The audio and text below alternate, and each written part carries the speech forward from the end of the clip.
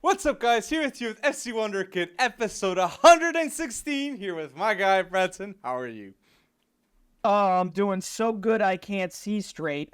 But I also can't see straight because club football is back. We've got Denmark back. We've got all sorts of teams. The Bundesliga 2 back, but that's not what we're here to talk about today. We are here to talk about Mbappé. We're here to talk about Real Madrid, PSG, Manchester United, the Saudi League. I mean, you name it, we got a lot to do. So, do we have enough time? Are we going to take 3 hours this week, Alex? No, you feeling good? it's going to be really good. The people at home are really going to enjoy this because I can tell you right now, I am about to go bold with a lot of statements. I can tell you a lot of things that are going to happen. I see it in my eyes. Trust me on this. But before I get to these bold statements with Breton, comment and share with people because this is about to go bold, as I said. And the first topic, it's the team. Real Madrid has won 14 Champions League, and they want the 15th. And it's clear as clear as day now, Breton. Mbappé rejected 700 million in 1 year from Al Hilal. Why? Because he's in the seek of greatness. The inevitable move to Real Madrid is happening. Tic-tac. Vini, Rodrigo, Mbappé. That is it. Ballon d'Or contender, favorite if he goes to the to Real Madrid. I wanted to start with this because it's facts, isn't it, Breton? It is, and it's, I think, no less than what I expected. I just didn't see Mbappé saying yes to the check just yet. And listen, hey, the AFC Champions League is an interesting tournament. It's so incredibly expansive.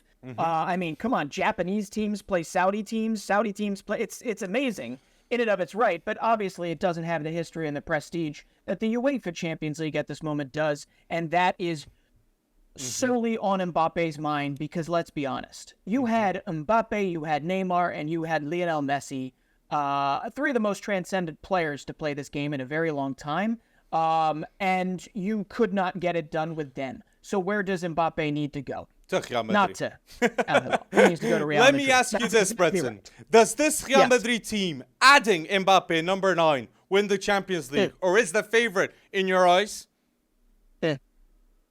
Oh, is the favorite in my eyes somebody other than them? It's Man City, man. I mean, of course it's Manchester City. You add Mbappé, though, and right away I believe Real Madrid might step over them. Might step over them. This is different in my eyes than the comparison you made me make last week when you said if Mbappé winds up at Arsenal, right? Real Madrid, their midfield is what sets this apart. You add Mbappé, and you have Vinicius, and you've got Rodrigo, and you have this midfield behind them that will be good and central to their success for years to come.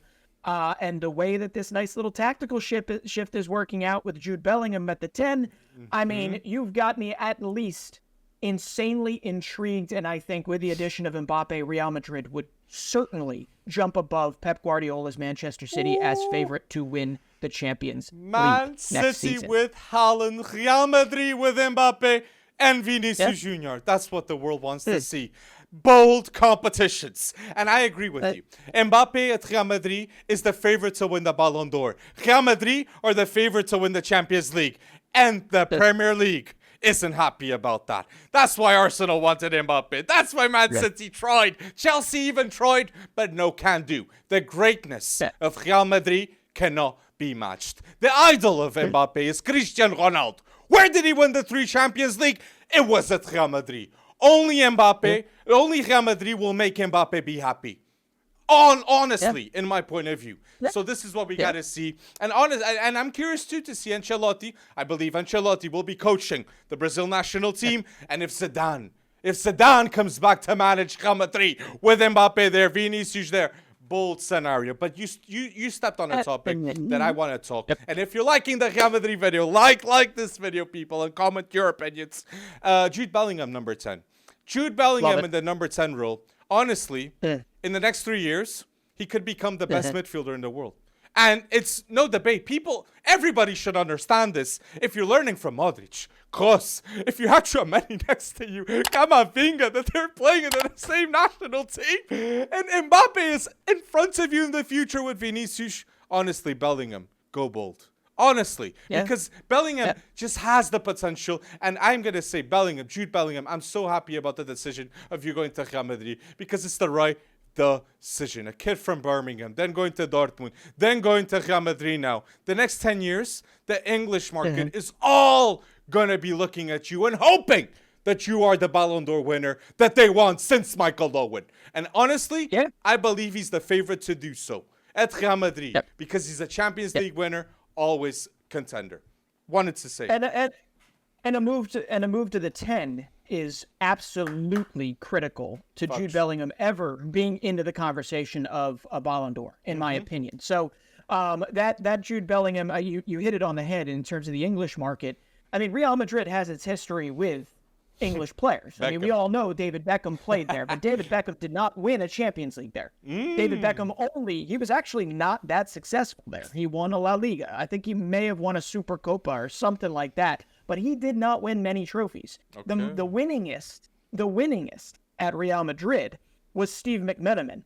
Actually, one of my favorite players growing up. I remember watching him in the 96 Euros, and I'm dating myself here for sure, but Steve McManaman won 2 Champions Leagues in 2000 and 2002. There's only been 6 Englishmen to play for Real Madrid. That counts Jude Bellingham at this moment in time.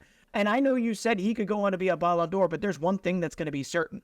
I believe Jude Bellingham will definitely be the winningest, the most successful, the best Englishman to ever put on the Real Madrid shirt. I don't think that's that bold to say, but it's just starting. And here's what's the most crazy thing about the Jude Bellingham phenomenon. It is that I feel it in my bones that he's going to be successful. Exactly. Right? Exactly. Everywhere he goes right now, there's something about him. What do they say in French? The je ne sais quoi. There's something about Jude Bellingham that just emanates like he is out to be successful. I believe Kylian Mbappé also has this vibe to Jamal him. Musiala too. Jamal Musiala, yeah, sure. But Jude Bellingham, for me, it's just like to be able to, I don't know, have your jersey retired at Birmingham City when you literally played there as a 16 and a 17-year-old, to then make a big leap to one of the most rabid fan bases in the Bundesliga and become not just a great player in the Bundesliga, but also a captain in many respects for Borussia Dortmund, and then to make the next step for Real Madrid and already have such a positive influence on how Carlo Ancelotti sees you, and already wanting to make tactical shifts to make sure that Jude Bellingham is the focal point of your midfield. This kid is special, and he's only 20 years old. It's insane. It's the start. Insane. And Florentino Perez, even, I think he's going to sign Mbappé. But even if they don't sign Mbappé, this is an elite window from my point of view. Because surrounding him, Mbappé, you need to have a top team. And getting Jude Bellingham. Fran Garcia is a great left back. Brahim Diaz coming back just to be as an option. And then you have Arda Güler. The potential of Arda Güler.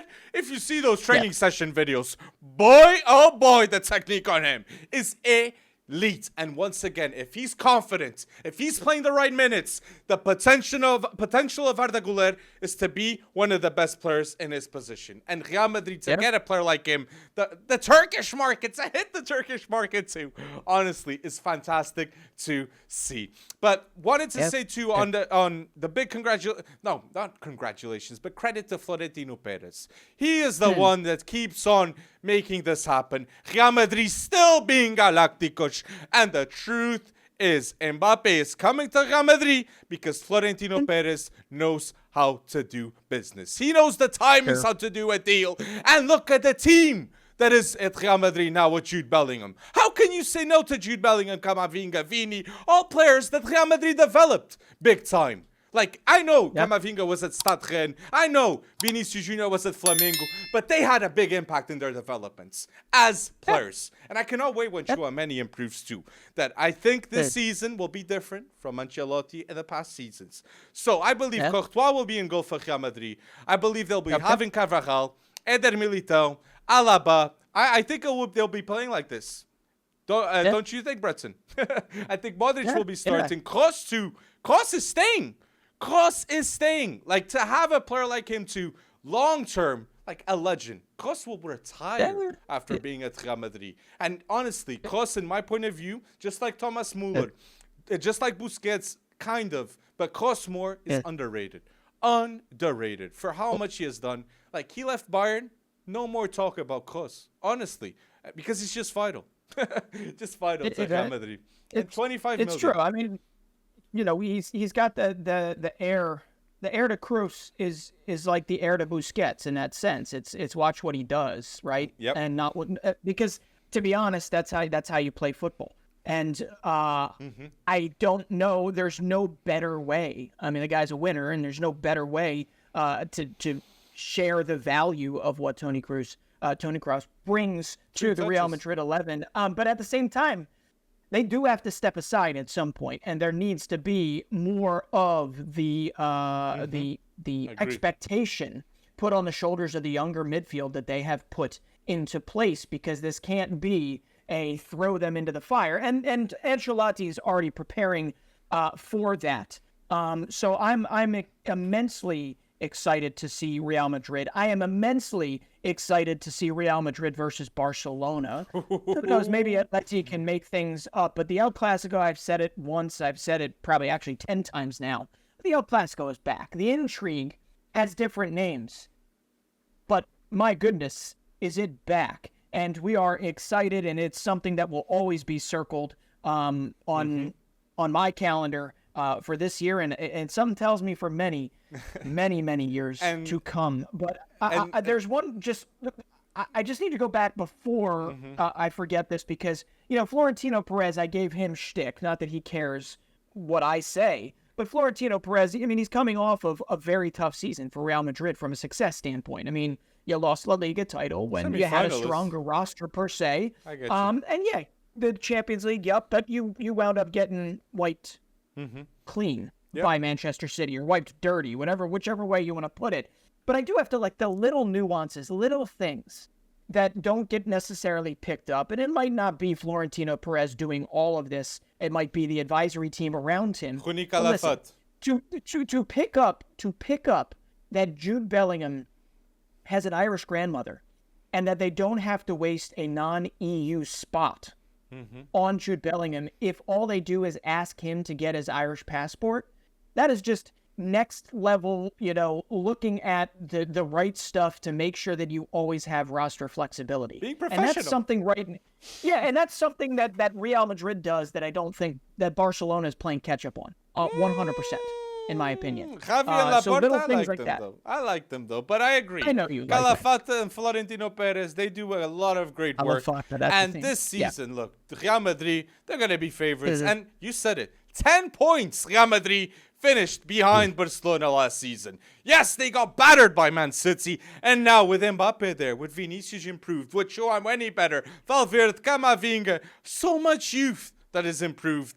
I have high expectations for this season. But tell us yours, people, in the comment section down below. And don't forget to like this video. But I see PSG. PSG are looking at Dembele.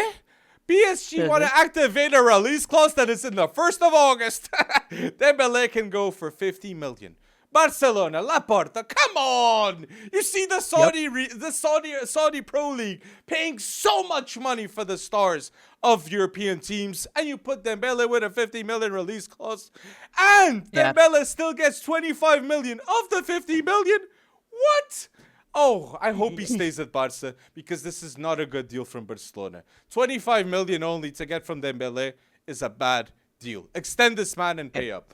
I wanted to say this. I don't know. I think Dembele to PSG is happening. I think it's happening. I think PSG is backed into a corner right now.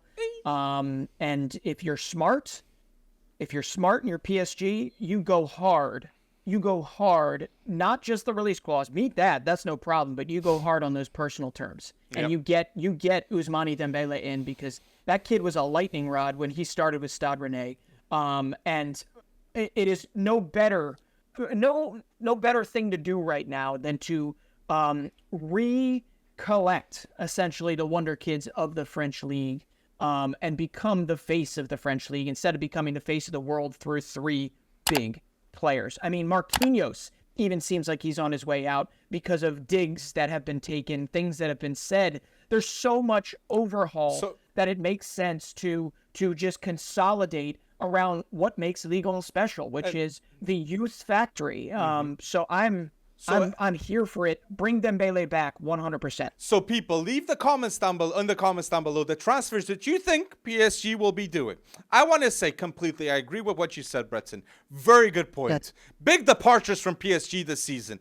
Mbappé, I think he's going to be leaving. Messi, he has left already. Verratti, I think he's going to the Saudi League.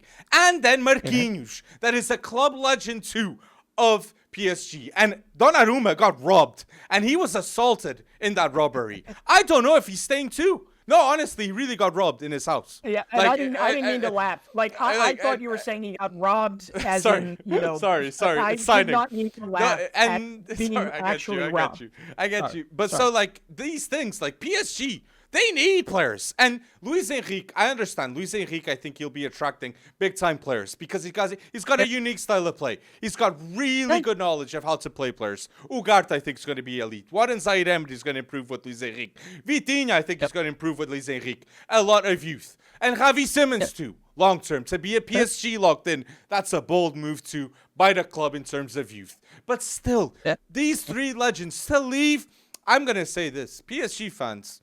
Still, but I'm going to give you a big hope statement. I believe Neymar next season will be in the top 3 of the Ballon d'Or, minimal, if not winning it, Breton. This is the first season that Neymar will be without Mbappé, that he had big confrontations without Messi, that I'm sure he's disappointed about that.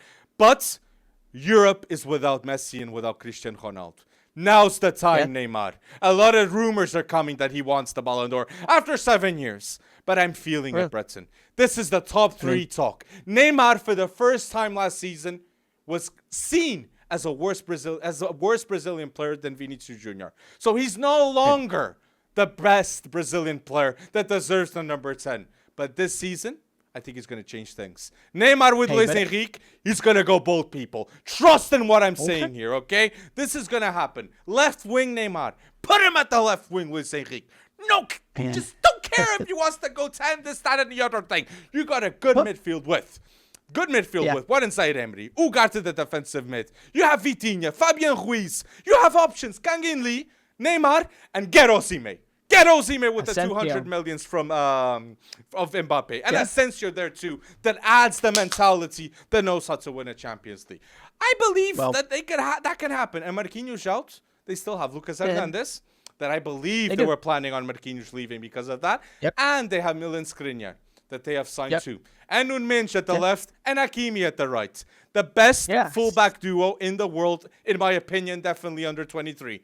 PSG still have an elite midfield. So Nunmensch, Hakimi, Milan Skriniar, Lucas Hernandez, and Donnarumma with defensive mid Ugarte. This is something that they can do something with.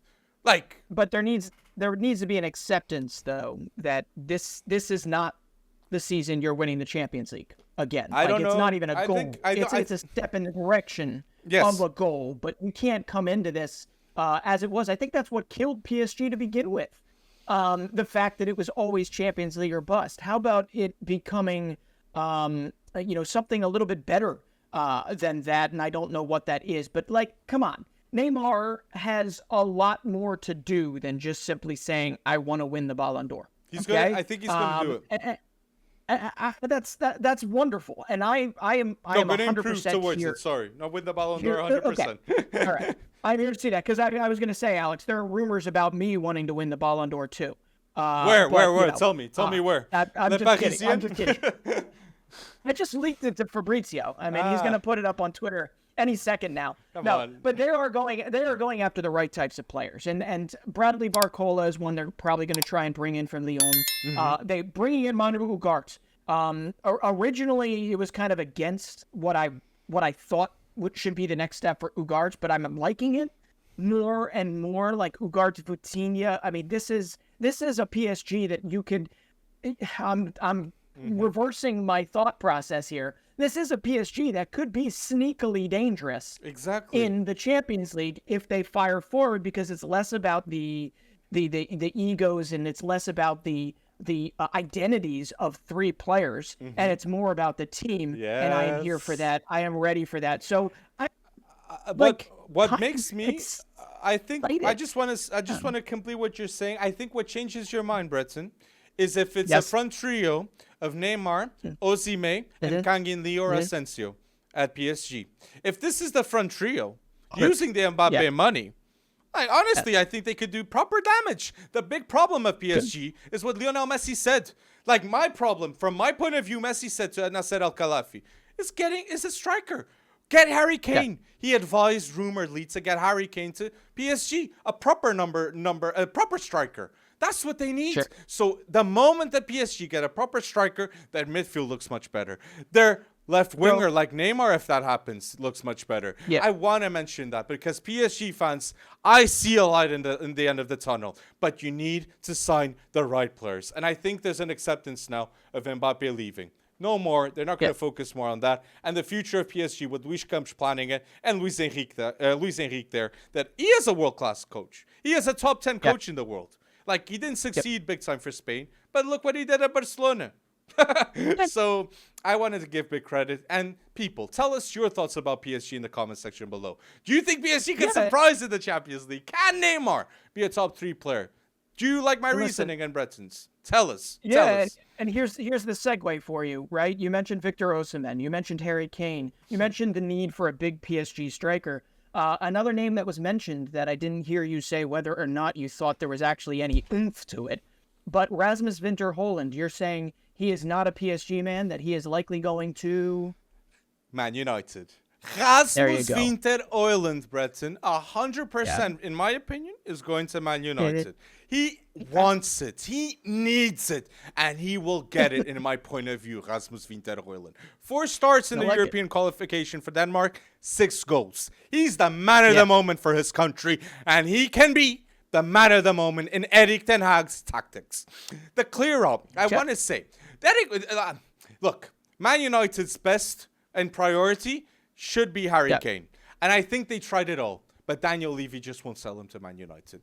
I think Harry Kane is the favorite, is to go to Bayern, and maybe as a free agent too. It might not be even this summer. So let's wait and see. But I think Man United have done the right thing. They saw that they couldn't get Harry Kane. They said, they switch over. We need to get another guy. And Rasmus Winther Hojlund was going to PSG. I really believe that. And Man United and Erik ten Hag stepped in, and they're going bold with that. Weghorst wouldn't work out. We saw in those 6 months that Man United were desperate to get a striker.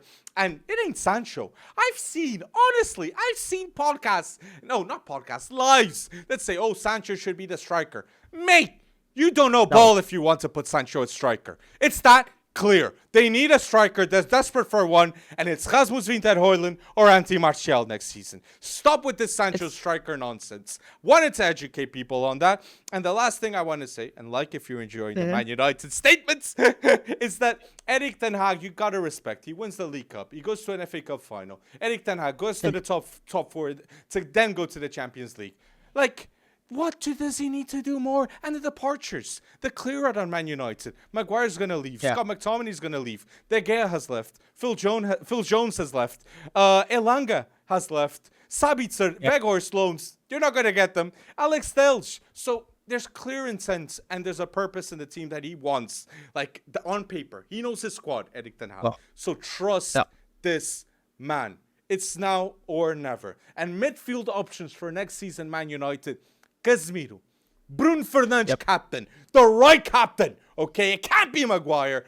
Then you have Mason Mount, Amrabat maybe, and Eriksen. Maybe. That is levels. Amrabat would be elite to be the first sub in Man United. Yeah. Elite what is tough is it looked like in preseason Erik ten Hag has been immensely intrigued by Kobbie Mainoo, right? And unfortunately, he's going to be out for the beginning of the season, but it looked like he was going to be kept with the senior squad, and he very likely was going to play into a depth role there, whether it was depth to Eriksen or whatever. And hopefully when he comes back, Ten Hag puts him right back in his place because, my goodness, Kobbie Mainoo is possibly the most intriguing. I think he's, correct me if I'm wrong, but I think he is even more of an intriguing prospect than Alejandro Garnacho in that youth no, academy no, right no, now. no. I love Garnacho, and it's close. But Shea Javi Lacey. Manu is much bigger. But listen, I'm in a complete agreement with you. You have to trust Ten Hag, okay? It does seem like he's got a plan. Albeit his plan right now is either to have Lisandro Martinez kill everybody in preseason, or he's probably going to have to lower his expectations on how much money they can bring in on Harry Maguire and Scott McTominay. 45 million pounds for Scott McTominay. I'm having myself a laugh. Please, stop it. 20 million. That clear out definitely needs to continue. And if you know that Hojlund is your guy, you need to let them know that they need to go out and get him. Because even though I don't think he's the best fit, if Erik ten Hag thinks he's the best fit, you got to trust in the guy that he knows what he's doing. And Hojlund has made some sort of a wonderful stratospheric, rise to the top here. I think it's too early. He's still only 20 or 21 years old. But Atalanta's already bought. Yeah, he's already bought their replacement. Atalanta's already bought their replacement in El Bilal Torre. Yeah, 28 million. They're ready for Hojlund to go. Now it's just put up or shut up Manchester United, or PSG will sneak in with a late bid if they have trouble getting Osimhen across the line. It's happening. So time is ticking, and Manchester United, what scares me, what's even weirder, is that we put desperation and Manchester United in the same sentence, right? Manchester United has a storied enough history that they shouldn't be desperate for a striker. Exactly. People should be desperate to come to Manchester United to play striker. It's that simple. Exactly. And I think Rasmus Winther Hojlund is desperate to have that number 9. So pay up for the man that has 6 goals and 4 starts for Denmark in their European qualification. Now's the time. Yeah. But honestly, I think he played so well in those games because he knew he was being watched. Not everyone can get Harry Kane. Not everyone can get Gonçalo Ramos. Rasmus Winther Hojlund knows that his big opportunity was now. So you think, you agree with me, the Man United starting midfield for next season will be Casemiro, Mount, and Bruno Fernandes. And the first sub, Amrabat, if it happens? Yeah. Ericsson too. Yeah, I like it. It's good. Amrabat, though. Does this get a top 4? Does Man United get a top 4, getting Amrabat, get Rasmus Winther Hojlund, and maybe another center back? It does. This is a better team than last year. Absolutely. Yeah. And look, but there's other teams that are better teams. Yeah, we will be talking about predictions. I don't know. I was very excited and very high on Liverpool relatively recently and trust in Klopp, but Klopp has a very interesting thread that needle that he's gonna need to thread these days, because that clear out that is happening in that midfield is unprecedented. So he's back to being thin again, and Liverpool's back to needing 2, 3, maybe 4 more signings before I think they're top 3 again. But Man United people, tell us down below your thoughts about Man United. Do you think Rasmus Winther Hojlund deal is going to happen? Don't forget to like this video if you're listening until now, and go bold, as I said in the comment section. The Saudi Pro League, you said, Breton. Fabinho is the next one. And it's mad to me that we have Sadio Mane and Riyad Mahrez that they're 2 of the best players in the last decade in the Premier League, both as signed for the Saudi Pro League in the space of 1 week. This is mad, Breton. How Alba said with Cristiano Ronaldo, Fofana, with Talisca, with Alex Telles. Hey, listen, you've got my attention. You've got my attention. I mean, okay, none of these guys, a lot of these guys, they've positioned themselves properly to pay big money for them after some of their worst years. Fabinho just had one of his worst years. I still think he doesn't get enough credit for what he did amidst Liverpool's run-up, okay? Fabinho, I think if he stuck around, would have had a monster year for Jurgen Klopp at Liverpool, but he is not sticking around. But yeah, a lot of these guys are early 30s or late 20s. Peak or off peak, whatever you want to call it, and they're building wonderful foundations for 4 or 5 teams. It seems like Stevie Gerrard's Al Ittifaq, or Al Eti, I feel like I just said a bad word. No, Ittifaq, Al Ittifaq. Okay, Ittifaq. Steven Gerrard is boss. Now you got Jordan Henderson in there, and you've got Moussa Dembele up top. And Jack Hendry, if you remember him from the Scottish Premier League, and I believe he went to center back. Bruges. What? Listen, there's still every one of these teams. I understand when I say Saint-Maximin and Riyad Mahrez on the same squad. Yeah, you need a defense too. I completely get that. But for the sake of being entertained and getting eyeballs, which is what the Saudi Pro League wants, right? For the sake of getting entertained, this is what they're doing. They're building the foundations, and this is not stopping. We need to remember $20 billion has been allocated for the next decade of player purchases. That's just for player purchases. Completing what you're saying there, the sports minister allocated 20 billion euros until 2030 to be spent in the Saudi Pro League. So this is why we're seeing mad deals happening nonstop, and it's gonna continue. We've seen Lewandowski speculation that's gonna happen too. But just wanted to say, Al Hilal, from my point of view, is the team that's signing more players that have immediate impact. Rubanev, Sergei Milinkovic-Savic, Malcolm. I was shocked with that. And they're rumoredly going to get Mitrovic too, that I believe he's going to be contender for one of the top goal scorers in the Saudi Pro League. Next season, the top goal scorer of the Saudi Pro League contention will be Cristiano Ronaldo, will be Sadio Mane, will be Mahrez, will be Benzema, will be Mitrovic, Moussa Dembele even in all this. You have a lot of names that can get that title of top goal scorer. I think it's exciting. Yeah, I said Benzema. I said Firmino. No, I know. But I'm just saying, I'm just going to say it right now. Karim Benzema will win the Golden Boot for the Saudi Pro League this coming season. Come on, Christian. Borola, Christian. He is the Ballon d'Or winner, Benzema. He is the Ballon d'Or winner. So, come on, Ronaldo knows this turf. You should go. But yeah, Benzema actually had his first goal and an assist, pretty dramatic fashion. Really good. And they won their first game. I don't know the competition well, but listen, all of this is great. Okay, all of this is great. I mean, over in Qatar, they signed Gonzalo Plata, who's 21, 22 years old for 12 million. Bamba too.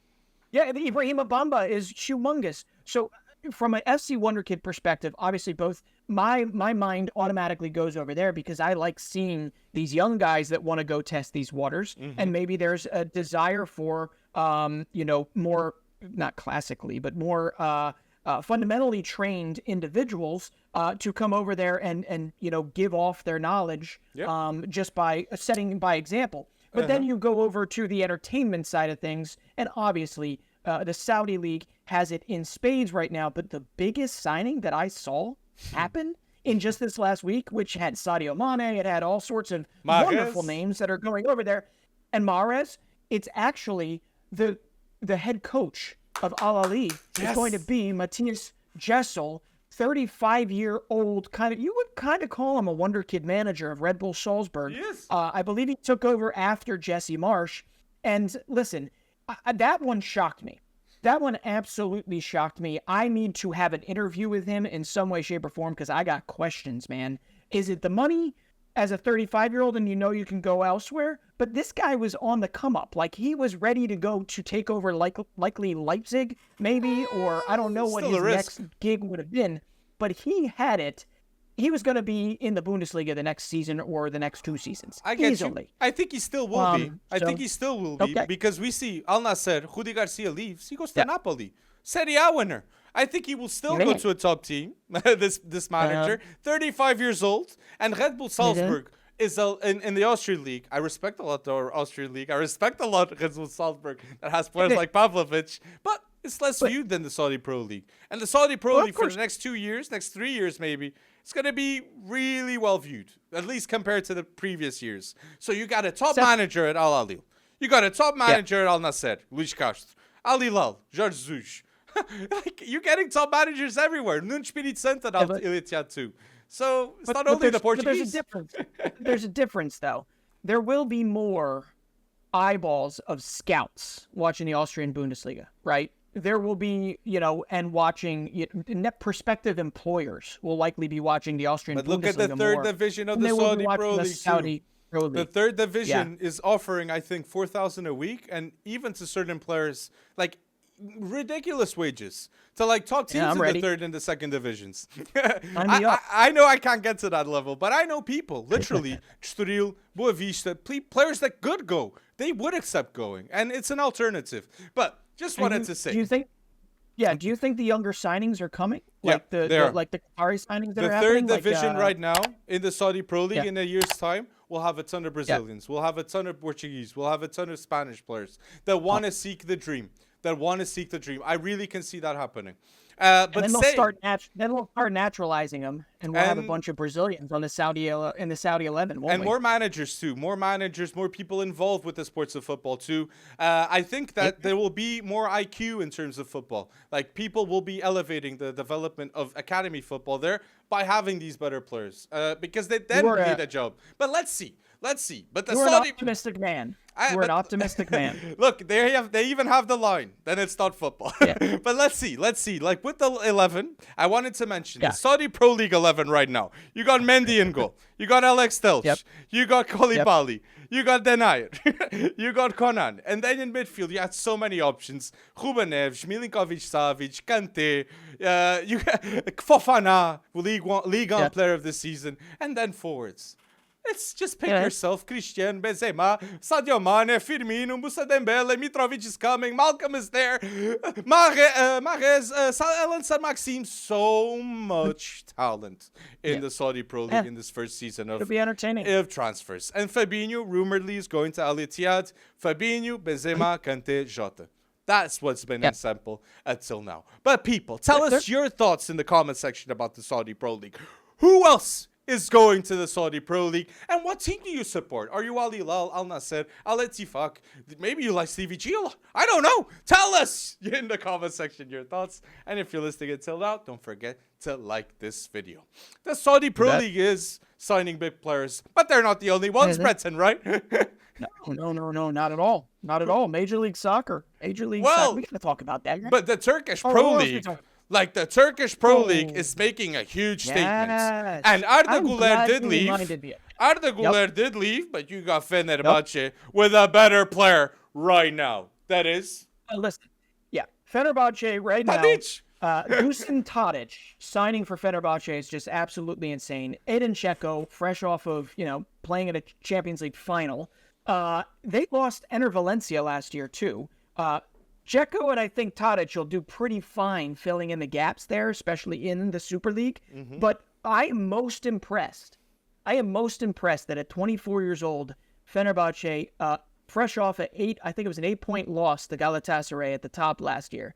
They bring in Sebastian Szymanski, fresh off of him helping Feyenoord win the Eredivisie title. So I am extremely excited after also ramping up and strengthening what was their Achilles heel last year, and that was their defense. Their defense was not as good as Galatasaray's. It was a 10-goal difference or something, but they brought in Rodrigo Bacau from Udinese, right? Yep. Solid Serie A level center back, should do really well, and Alexander Ziku from Strasbourg, who was kind of underrated in Ligue 1 this year. But listen, Fenerbahce might have done well to kind of put the Band-Aid on Arda Güler's exit, on Enner Valencia's exit. But I got to bring up what Galatasaray has done, because they were pretty horrendous early on, right? And what do you think is going to happen? Do you think Galatasaray can surprise the world, Breton? I think Galatasaray, yes. I think they can. They're bringing in Icardi. They're bringing in Icardi not just on a loan. They're bringing him permanently. Done. Brought in Wilfried Zaha after almost 2 decades at Crystal Palace. They're bringing in Angelino. They brought in Cedric Bakambu. They have Sergio Oliveira already, Dries Mertens. They have Kerem Aktürkoğlu, who I think is one of the more promising Turkish prospects of the future. I think he's a little older than a prospect. But listen, I do say, I think out of these two teams, I believe it's Galatasaray that can make a good run in the Champions League this season. What that run is, I'm going to leave it up for you to decide. But I think, hey, round of 16 quarterfinals, that'd be pretty nice for these guys. Definitely out of the group stage. Definitely out of the group stage, I think. Are touching a base that Ajax were the top team outside the top 5. Benfica are a top team outside the top 5. Will we see Galatasaray? Yep. Definitely in terms of history, they are. And in terms of, they're definitely a historic club. But to be at that level... Ooh, Did Levakovic go to Fenerbahce? Did that deal manage to happen? Oh my days, just get this man off Dinamo Zagreb. But Galatasaray, you touched it. They signed Icardi. It's no more a loan. for Icardi at Galatasaray. And I was shook too. Getting Mertens, getting Lucas Torreira. I was like, what? Getting then Zaniolo of Roma? Zaniola is the one I forgot what? before. Yes. Zaniolo, that's Wonder Boy at Roma. But I think Mourinho wasn't liking a lot Zaniolo. So naturally so, because of the ACLs too, goes to Galatasaray. Right, and I don't want to discount this left side of Angelino and Wilfried Zaha, right? I mean that's pretty intriguing stuff, is it not? You've got a Turkoglu, and now you've got Icardi up front with Bakambu behind him potentially, and then you've got Zaniolo pulling the strings. I mean this is okay. We're not talking Manchester City. We're not talking, I almost said United, but United's on the come up. We'll see what happens. We're not talking Real Madrid, Barca. No, we're not. But hey, credit where credit's due. This is one of the first times in a while that I have looked at incomings in the Turkish Super League and been like, okay, I see what you're doing there. I like this. I'm intrigued. And I think it's time to pick a side. And whether or not it's going to be Galatasaray or Fenerbahce winning the thing this year. I know I can't say it, Besiktas fans. Besiktas. They're gonna have something to say. Maybe Trabzonspor can come back strong. But listen, Galatasaray are doing the right things to make a run in the Champions League. So they're my favorite to go as far as possible in the Champions League when it comes to Turkish Super Leagues. That's a bold statement. So in the Turkish League, Galatasaray, you feel they're favorites to win it again? I do. Yes. Fenerbahce fans will not be happy. And nor should they be. And They've done all they can. George Zeus has left too, to Al Hilal. But let's wait and see. Tell us your thoughts about Galatasaray down below. We want to see your thoughts about the Turkish Super League. But we mentioned a ton about PA. We talk a lot about the top leagues. Serie A. We talk Bundesliga. We talk the Prem. But we talk La Liga. But we need to talk about the outside the top 5 leagues. So this video is outside the top 5 leagues, 11 of favorite players under 23 that we want to mention. Players that aren't in the Prem, aren't in the Bundesliga, aren't in La Liga, aren't in Serie A, and aren't in Ligue 1. All these 5, and we know Netherlands are now the 5th ranked, okay, in the UEFA coefficients. We know that, but we want to talk about those talents there. So this is why we're counting Liga in the top 5, okay? Don't kill us. Don't kill us with that. So, Breton. A lot of the Feyenoord stars have moved on anyway. So, no, I mean, my goalkeeper. Exactly. And they are going to wind up in here. Just the same, right? So who's your goalkeeper, Alex? My goalkeeper is Diogo Costa. I think hands down, Diogo Costa, if he stays at Porto, that is a huge statement by the club. Diogo Costa is a top 10, most definitely, goalkeeper in the world right now. He's starting for Porto, and literally last season, he saved a penalty, and he had an assist in the same game. That happened, people. So Diogo Costa is my goalkeeper. Yeah, and I'm going to go because I had a feeling you were going to say Diogo Costa. I'm going to go. I got to watch Anatoly Trubin, Shakhtar Donetsk. Obviously, it's a little tough with the Ukrainian Premier League and what's going on there, but I have a feeling by the end of this window, potentially, he'll likely be moving on. Exactly. So I might be mentioning somebody that joins, a top league. It could be Serie A, it could be wherever. So, but Anatoly Trubin, just like Diogo Costa, just like Martin van der Voort, right? I mean, these guys we've been talking about for a while, and they're still U23. So Trubin is a hell of a shot stopper. We don't see him enough. We only see him in the Champions League, and they didn't have a great Champions League. So I really do think that once you see him move, and he'll have to win that spot over, but I think Trubin will finally get his just desserts. And it's no less deserved. But the craziness in this goalkeeper, U23, out of the top leagues, goalkeeper, expected stars this particular season, we now got to count Ilan Meslier with Leeds United in the championship. We got to count Gavin Bazunu on this Wonderkid star-laden team the championship. And we also have to throw in, I already mentioned his name, I mean, Van der Voort's been at Genk. He's got one last season before he makes the move to, I believe it's Leipzig. He's already got that pre-contract with Leipzig. So it's the last year we'll see him with Genk, who I believe might be the favorites. We'll see in the Belgian Pro League, but you just don't see many U23s get the type of opportunities that these guys get in the top 4 leagues. And we would have mentioned Bart Verbruggen and James Trafford if we're talking about the leagues too. So the top 5 leagues too. So the amount of under 23 goalkeeping talent, they're coming, people. They're coming. I'm excited to see that. And Trubin is a great name, and Lunin too. Lunin, he's the second goalkeeper at Real Madrid. I don't think he'll be very longer, but let's wait and see on that. But outside the top 5 leagues, my favorite defense has Diogo Costa in goal. I have Jurasek at left back. I'm loving what I'm seeing at Benfica. I have Antonio Silva and Debast, my center back partnership. Special players. That's why they were in the World Cup. And at the right back spot, I have Divine Wrench. That at Ajax, he's one of the most positive things that they have for next season. So pay attention to Divine Wrench. So good on you. Good on you putting an Ajax player. They're in for a tough season right now. I don't know if you saw what was said. It was Steven Berghuis that said, this particular squad has not been improved. I'm worried about the season, basically. And I'm paraphrasing. In fact, I'm probably butchering his quote. But there's a lot of worry about what Ajax is going to do this season, and it's time for the young kids to step up. But my defense, out of the top 5 leagues, 4 leagues, top 5 leagues, whatever you want to put it, my defense, I have to put Maxim de Kuiper. He just moved to Club Brugge. I had a great U21 Euros. He is gonna be very good, making the step up from Westerlo to Club Brugge there. But I'm going to join you with the same exact center back pairing. It's weird not to put Usmane Diamande, but I am going to put Zeno de Bast from Anderlecht, and I'm going to put Antonio Silva until he makes the move. But there are so many. I got to mention like 2 more center backs in a second. But my right back is going to be a surprise. And maybe even he might get bid up into the Premier League. But Tino Livramento is back. And the championship, I think, is the best way forward for him. He's going to Newcastle. I hope they make the move and they loan him back. Make the move and loan him back.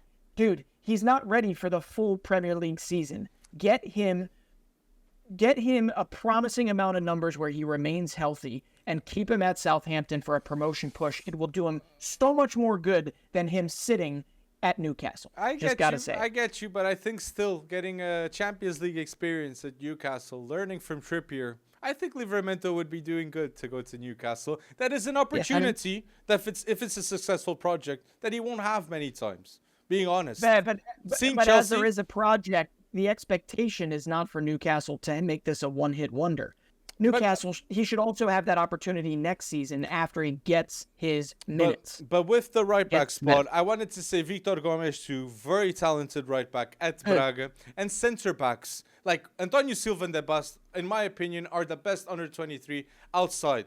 But you have Diomande, Gonçalo Inácio, both at Sporting, great player. Gertruide. You got so much talent at the center back slot, and you will be seeing the names I just said now because they are very, very talented. But let's see. Let's see at the midfield. I'm dying to see because midfield, we always have at least one that's the same.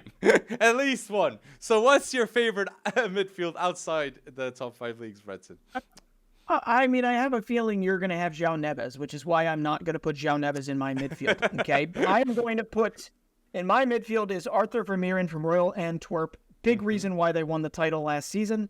I'm going to, until somebody tickles my fancy a whole lot more, I have to put Mats Winther from Feyenoord. Once again, the reason why Feyenoord won the championship, or a big reason why they won. And then, he just changed shirts and he's in Lisbon now. But I have to put Orkun Koksu because, it's Orkun Koksu. But we got to talk about the depth in this midfield, but I'll do it after you tell me how good. Do we go 3 for 3 in the midfield?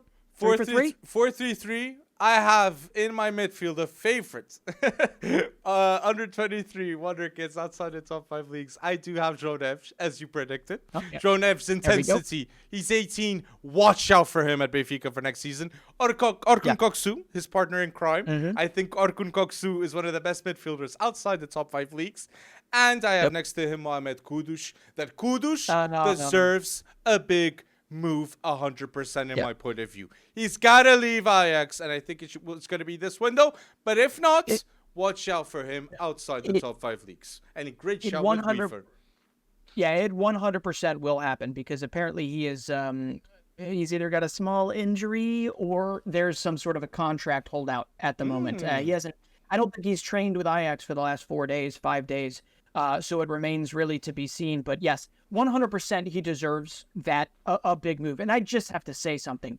Massive shout out to the Right to Dream initiative and FC Nordsjælland, because Mohamed Kudus, man, Kamaldeen Sulemana, Adamo Nagalo. We're going to talk about Ernest Nuama, who plays still for FC Nordsjælland, is going to make a massive move this season.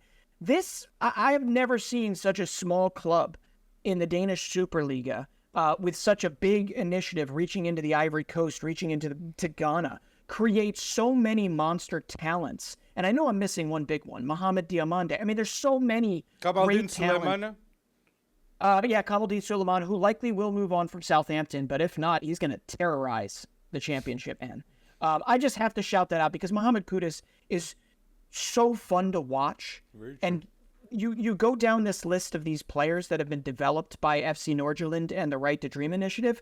It is so pleasing to see something like that. And I do have to say, as a small aside, San Diego and the Major League Soccer is going to start in 2025, and Right to Dream is part of that initiative as well, as part of that launch off. So I hope that they can replicate that in the States, because I'm here for it every day of the week. But it's so cool. That's an interesting show. Most definitely. The Right to Dream. And Nordsjælland, they had Andreas Sheldrup, that I like him a lot. And he's at Benfica, and he could be in this lineup. So, my under-23 best team outside of the top 5 leagues, I have in goal Diogo Costa. I have Jurasek. I have Antonio Silva. I have Debast. I have Victor Gomez. Or I have another one, Divine Wrench. And then my 3 in midfield, Kudus. I have Koksu and Dronevs. Hype for this season. And then I go with 3 strikers forward.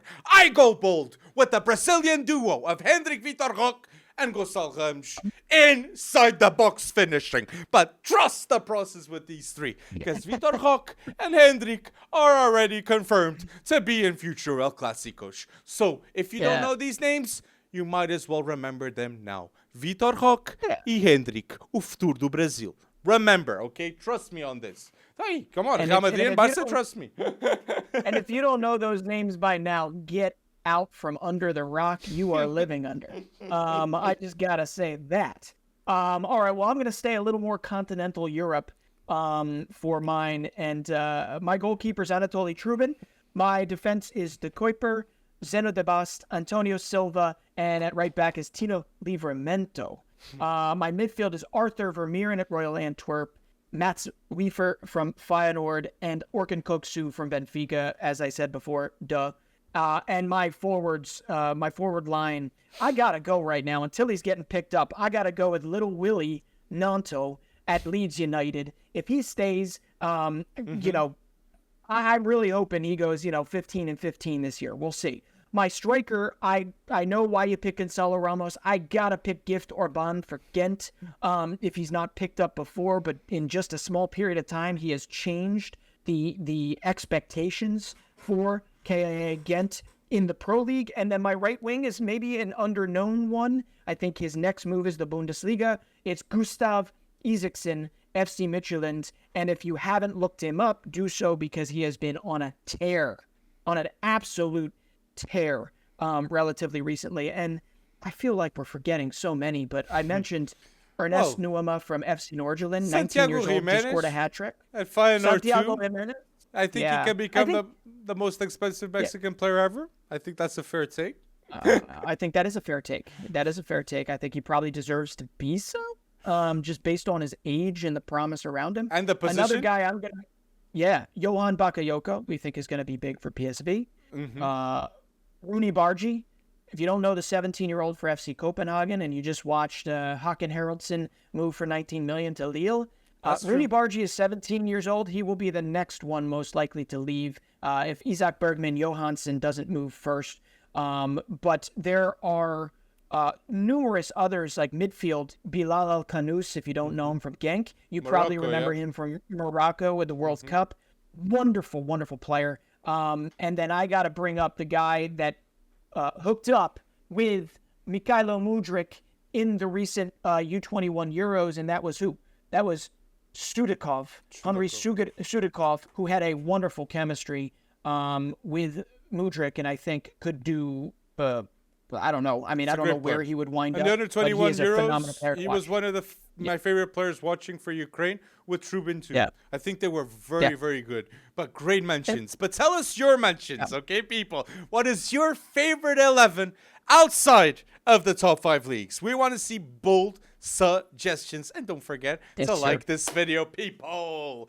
And we wanted to end episode 116 in style, so we wanted a bit of Major League Soccer love is happening right now, and we'll be ranking our top 5 players in the MLS. I think our number 1 is who doesn't know is stupid, but the 5th and the 4th, I think we could have different answers, and I am dying to see yours. So do you want to... Let's start from the 5th and explain why. Yeah, sure. I mean, I want to hear your 5, like, all in a row. I'm going to say my 5 of best players in the MLS. I'll put Riqui Puig. Yep. Riqui Puig, he was at Barca. He knows the level. Riqui Puig is one of the best midfielders in the MLS. He's happy in his role at LA Galaxy. And I think he is my 5th best player in the MLS. What's your thoughts? Who's your 5th? I mean, he's outside my 5th. He is definitely outside my 5th. But he is one hell of a player. He is possibly the only good thing. Him and Jalen Neal are the only 2 good things about the LA Galaxy this season, 100%. But I am not going to put him 5. I'm going to put the little man who is annoying to play against. His name is Lucho Acosta, and he plays for FC Cincinnati.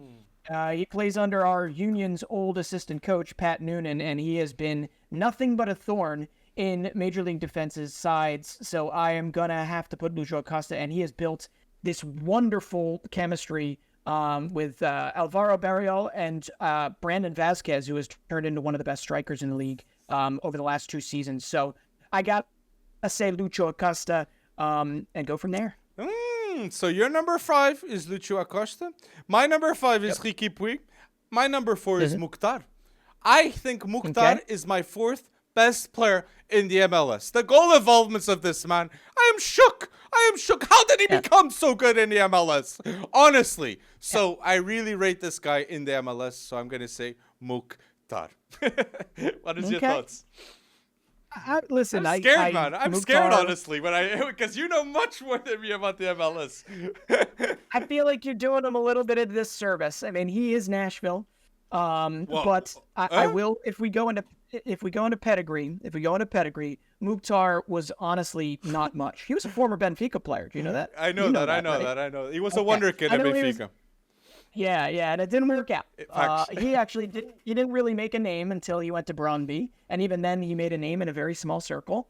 But Nashville has kept him there, and he's the MLS MVP for a reason. So I feel like we're doing him a little bit of a disservice, but maybe player for player, it makes sense. So I'm not gonna crap on your number 4 for Hani Mukhtar. I have him higher. My number 4 is actually Carlos Gil, who is Columbus Crew. Gosh, where was he? New England Revolution. Sorry. You got it. And he has basically transformed that team back into a contender under Bruce Arena. Hell, he's even playing with his brother, Nacho Gil. But he's just so good. I mean, so good. And against Major League Soccer defenses, obviously he's better than good. So Carlos Gil is so fun to watch. That if you're looking for a team to watch, I mean I'm going to throw out Philadelphia Union, but New England Revolution, they've got some very good players. Philadelphia Carlos Union Gil is the reason why. Is going to win the MLS. You guys can't stop winning. As a team, you're united. We're not spending LAFC or Inter Miami money, that's for sure. But we are pound for pound the best point per value or point per dollar spent in the league, and I think we're damn fun to watch. So yes, the Philadelphia Union is a great team to watch, and if you want somebody to root for that builds from the ground up, that's the Philadelphia Union. But who's your number 3? I think we should say the top 5 now, because this Mukhtar talk got me like, Yeah. oh my days! I am dying to know your top 5 now. But people, before we say our top 5s, put your top 5 in the comment section and like this video for more videos just like this. So my top 5 best players in the MLS. I'll put number 5, Ricky Puig. Shout out to Barcelona. Number 4, Mukhtar. A legend in the MLS. Number 3, Thiago Almada, World Cup winner, literally, and one of the best Wonderkids outside of the top 5 leagues. And in the MLS, I think he's number 1. And the number 2, I think, is Busquets. No one plays at the level of Busquets. And number 1 is Lionel Messi, which no one definitely has ever played in the MLS with the level of Lionel Messi. He literally could win. Do you think it will happen, Bretson? Do you think Lionel Messi was going to win the Ballon d'Or in the MLS? I mean, I still think Erling Haaland should win the Ballon d'Or. I that doesn't change just because he's on my shores and I get to watch him every day. You know, like I think Erling Haaland and his breaking of records and all this insanity around it. Erling Haaland just delivered the Champions League to Manchester City for the first time. I'm with you, but Messi is favored right now in the bookies, as it seems, to win the 8th Ballon d'Or. It's not even close. I mean, right? The odds overwhelmingly point Messi, but yes, it would be, and this is almost cheating, but it would be the first Major League Soccer player to ever win a Ballon d'Or. It would be Lionel Messi. But yes, of course, I've got him high on my list. But let's start at 5. 5 is Lucho Acosta from FC Cincinnati. 4 is Carlos Heel. You're going to love what I'm going to do here. Oh, my gosh. Because I've had this planned. 3, for me, is Thiago Almada. 2 is Hani Mukhtar. And 1 is the combo of Lionel Messi and Sergio Busquets. What? No, you can't do that, mate. You can't do that, mate. You can't do that. I damn well can, because we don't. Listen, we don't do enough. We don't do a lot of Major League Soccer content, and I'm going to fit more Major League Soccer players in here that have been there longer than Messi and Busquets and do what I want. It's half my podcast. Jordi Alba. I could literally put Jordi Alba now in the number 3, but I didn't do so because he didn't play one game in the MLS. He would be the 3rd best player in the MLS next to Thiago Almada if he goes to the MLS. Let me have this moment, okay? Oh my gosh! Come on, I know I cheated, but I got to name and talk about one more MLS player beyond Busquets and Messi who are going to be talking about for a very long time to come, which I'm really excited about. But at the same time, these guys have been studs previous to Messi and Busquets, so you got to know the names as you go in the league, because it's very likely that if Inter Miami make a run in the League's Cup or they make a run in the MLS playoffs, it's very likely that it's going to be one of these guys being the reason for their exit when they don't win MLS Cup this season. Oof. Okay? So you got me nervous. Yeah. Oh my gosh, Breton. But people, do you agree with this Breton ranking? Tell me. And please like this video for more rankings of other leagues. Comment your suggestions. If you're listening to episode 116 until now, please just smash that like button. Let's have more than 200. We're having more than 200 likes in other videos. So why not in the podcast, especially if you're listening until this moment? And if you are, thank you so much for going bold another week. And we have a special surprise for next week and a big announcement. Try to guess the announcement in the comment section, because we're going to go bold in the month of August, FC Wonderkid. So again, thank you for going bold in another podcast, people.